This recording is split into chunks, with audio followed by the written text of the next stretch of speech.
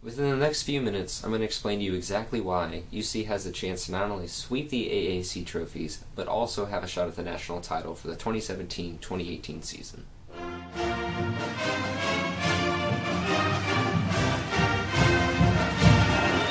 Fill the gaps that Troy and Kevin left with an even heavier firepower offense that still boasts some of the conference's best two-way players. 3.2. That was the ratio for our turnover margin last year. This means that for every UC turnover, the other team turned it over that many times. Last year was the highest scoring team in the Cronin era with 74.3 points per game. For a defensive-minded team, that number's actually really good, especially for the transition that I'm about to make. Defense has always been Mick's number one asset. Even in off years of offense, we still win games through boards, forced turnovers, points off turnovers, blocks, etc. And this past season was nothing short of that, holding opponents to a crippling 61.3 points per game. That number ranks 8th in the country. Helped by our best offensive season yet, the defense created a 12.9 point scoring margin. That ranks 11th in the country. The excitement wasn't just the fresh offense or the defense, but it was how they worked together. Ranked as high as 11th and stayed in the polls from December all the way through March. And we won. We won a lot. The 30-6 season that we achieved last year ranked only second to the 31-4 season of the 2001-2002 Cats squad, who they also lost to UCLA in the second round. Don't remind me. And that brings us on to new beginnings. This year, Kane Broome comes onto the floor. As I was at the game for the red and black scrimmage, there was a couple things that I noticed about Kane. He was able to run the court, get guys moving, and drive through the paint really well. He totaled 20 points and 11 assists. He has the ability to play long ball, as well as a short precision attack.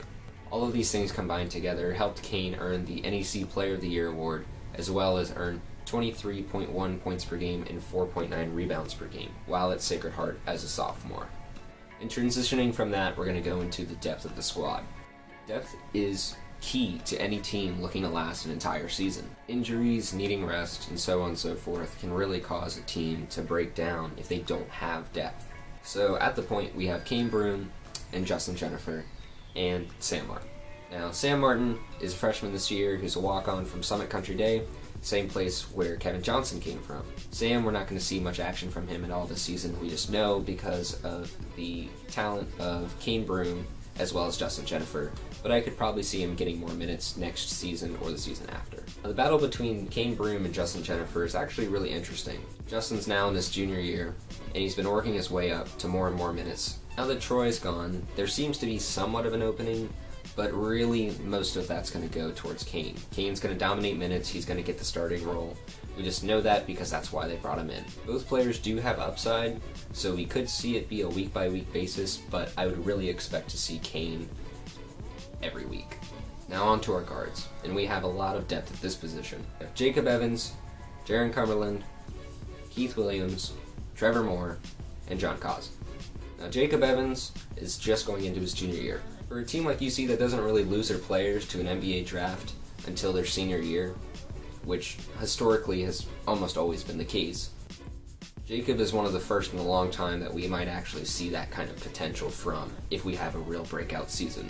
He's a complete player on all ends of the court. Enough said. If it comes down to the final seconds and somebody needs to put the ball up to win the game, it's going to have to be Jacob. Troy's gone, and that means that the man of the team is really gone. Mick has said before that he wants Jacob to really take over this role and really run with it. And it's totally easy to understand why. Now, Jaron Cumberland is only in his second year. There was a lot of times last season where he showed his ability to score, and to score a lot. Can I show Xavier? Been dealing with injury all year. Cumberland for three. Lets it to his 13-12. Oh! I mean by letting him play. Cumberland deep. Knocks it down! Cumberland got it to go! And a foul! Many times last season, he showed his ability to score as a freshman, as well as work his way as a starting player. And this year, we're going to have to see how he follows up his rookie season. And onto that, I'm going to transition to the freshman. If anything, I'd put money on seeing Keith Williams go into the starting role next season. If not this season. He's shown his dominant athleticism and passing ability, and we really haven't even worked our way into the season yet. Now I know that he's going to be absolutely essential for this bench, and honestly I think he'll lead scoring for the second line. If not some games, he'll be the leading scorer. Keith is going to be absolutely vital for this bench. This bench really lacks a lot of scoring. We have pace, but we can't score. It's really just lockdown defense. He has good ball handling skills, he can dunk, he can shoot the three, he can brush off defenders, and he can really shut down offense. Now I don't know what else you could possibly want from a bench player. He's a young talent that's really growing into the current mold that we'd see with some NBA players where it's becoming a little more positionless. So needless to say, I'm excited to see where he goes this season. Trevor Moore is another key player to this high caliber offense that UC looks to be pushing this year.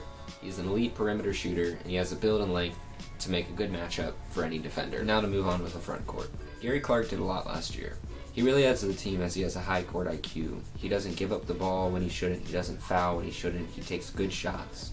He really makes a team better, and with his stellar defense and his crucial offense, he actually ended up earning a nomination for the watch list for the 2018 Karl Malone Award. That's given to the best power forward in the NCAA. Last year he averaged 10.8 points for 53% shooting, 7.9 rebounds, and a block and a steal per game. Washington's first year as a Bearcat was nothing but a success.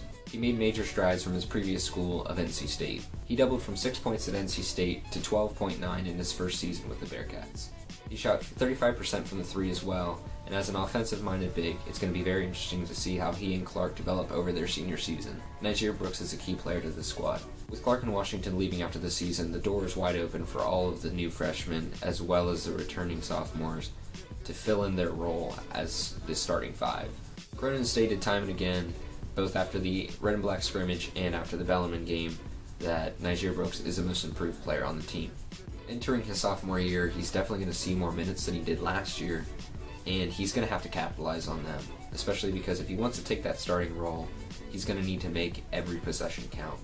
Trey Scott is also coming into his sophomore year. He was a 15-16 redshirt. He, like Brooks, will need to make strides in his sophomore year in order to fit in the starting five role that Mick wants. He's an elite defender and rebounder, and that is going to be really important as much of the team is going to be offensively minded this year. Elise Assemi and Mamadou Diarra are quite the rookie duo. Ellie's a beat-up kind of defender. He hustles for every ball, fights for every offensive possession, and defensive counterpart. He could pretty easily take one of the roles in the starting five next year if he continues this kind of scrimmage play that we've seen from him so far. Diarra looks to be a very long and athletic forward and a positive addition to the team, and he's really going to have to fight for his minutes this year. And with Jackson Bart, just because of the way the team is kind of stacked right now, we probably won't see many minutes from him, maybe a couple fourth quarter additions. But again, that's something that we won't really know until later. Now this seems like it'd be a good time to talk about the current state of the AAC. The AAC has been building this reputation over the past few seasons of becoming a power conference for basketball. If you say otherwise, you clearly haven't watched. Now we know that it's not quite there yet, but with this offseason, the addition of Wichita State, it really helps the conference as a whole. The AAC holds national championship contenders within UC and Wichita State.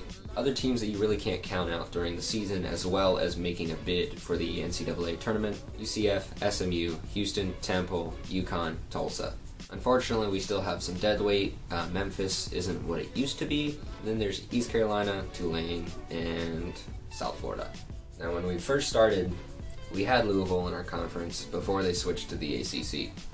This year, the AAC has a potential to put at least 3 teams into the tournament, including us, Wichita State, and somewhere between the teams I had mentioned before. The team I find most likely to probably get that would be SMU, and if UConn can correct their everything, I wouldn't put it past them. Now I'm going to be moving on to the final part of this video that's just going to explain all the things that we have to look forward to this season. The Bellarmine game. It was 64-55 last year, and this year it was 89-61. Obviously that shows improvement. Bellarmine is a top team that has made, I believe, 4 Final Fours in the past 7 years in the D2. The fact that it was 64-55 last year and the improvement in score shows how much this offense is benefiting from the depth. Taking all things into consideration, this year we really could average somewhere between 80 and 83 points a game. Both Evans and Clark made the watch list nominations for the Irving and Malone awards, respectively. It'll be interesting to see what comes of that, as that probably will play into the success of our season as well. How will the team improve with Kane Broom? We'll have to see how it goes, but If he keeps up the kind of play he had at Sacred Heart, he will be the top player in the country, by far. That's not just me being biased. He averaged 23.1 points. If he averages half of that, it's going to be essential to this team if the rest of the team plays the same way they did last year, and better. Realistically, this game could go either way, although in the end, without bias, I would still see Cincinnati coming out winning this game by a few points. And now I think that it's even more competitive. We have Florida away in a Tribute Classic, Mississippi State at home, and then UCLA away. UCLA, I want to win this game. You don't even know. After last season, you can guarantee Mick Cronin is not going to go down without a fight against UCLA. That game was really up in the air, and then in the second half, UCLA got a lead and just pretty much kept it, and there was really not much fluctuation. Needless to say, we want that back. And the most anticipated game of the entire year, arguably more than Crosstown, Wichita State. Wichita State has actually always been one of my favorite basketball teams, so when they came to the AAC this year, I freaked out. And I can't even imagine what that environment's going to be like, because I'll be out of state for that game. I wish I could go, but I will be in Texas at the time, and I will not be able to make that game unless, by some fortune, I can get a plane ticket there and back. This really is a marquee matchup that could go either way. Wichita State, they're probably going to have at least a 25-26 win season, and we'd be right there beside them. I wouldn't be surprised if we split this series. All in all, before the AAC tournament, there's going to be 31 games. Realistically, this season, I can only see us maybe losing 3-4 times tops.